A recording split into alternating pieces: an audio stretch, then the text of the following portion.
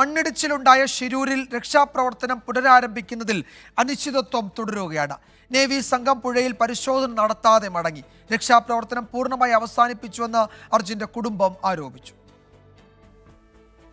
ഷിരൂർ ദൗത്യത്തിന്റെ 14-ാം ദിനം.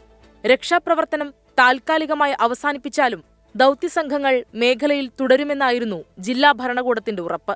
എന്നാൽ അപകട സ്ഥലത്തുള്ളത് ദേശീയപാതയിലെ മണ്ണ് നീക്കം ചെയ്യുന്ന ഒരു JCBയും 3 പോലീസ് ഉദ്യോഗസ്ഥരും മാത്രം. അടിയൊഴുക്ക് പരിശോധിക്കാനെത്തിയ നാവികസേനാംഗങ്ങൾ പുഴയിലിറങ്ങാതെ മടങ്ങി. നമ്മളെല്ലാം ആശങ്കപ്പെട്ട പോലെ തന്നെ പുഴയിൽ നിന്ന് മാത്രമല്ല കരയിൽ പോലും ഒരു തരത്തിലുള്ള സംവിധാനങ്ങളും ഇവിടെയില്ല.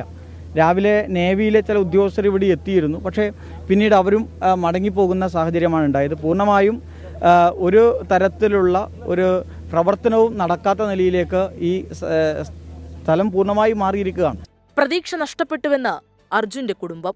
ഇവിടുത്തെ സംവിധാനങ്ങൾക്ക് ഇനി അവർ കഴിഞ്ഞു, അത് ഇനിയില്ല, അവർക്ക് ഇനി ഉണ്ടാകാം, പക്ഷെ അത് കണ്ടെത്താൻ ആരുമില്ല എന്നാണ് ഞാൻ മനസ്സിലാക്കുന്നത്. ഷിരൂരിൽ കൂടുതൽ സംവിധാനങ്ങൾ എത്തിച്ച് ദൗത്യം തുടരണമെന്ന് റിട്ടയർഡ് മേജർ M. ഇന്ദ്രബാലൻ 24-നോട് പറഞ്ഞു. When we say contact point 4, that has the highest probability of having the truck. 4 points ഏതെങ്കിലും ഒരു ട്രക്ക് 100% ആണ്. ഡ്രഡ്ജിംഗ് യന്ത്രം ഉപയോഗിക്കാനുള്ള സാധ്യത പരിശോധിക്കാൻ തൃശൂരിൽ നിന്നുള്ള ടെക്നിക്കൽ സംഘം ഷിരൂരിലെത്തും. 6 നോട്ടിൽ കൂടുതൽ അടിയൊഴുക്കുള്ള ഗംഗാവലിയിൽ ഡ്രഡ്ജർ ഉപയോഗിച്ചുള്ള മണ്ണ് നീക്കത്തിനും വെല്ലുവിളികളേറെ. 24 ഷിരൂർ.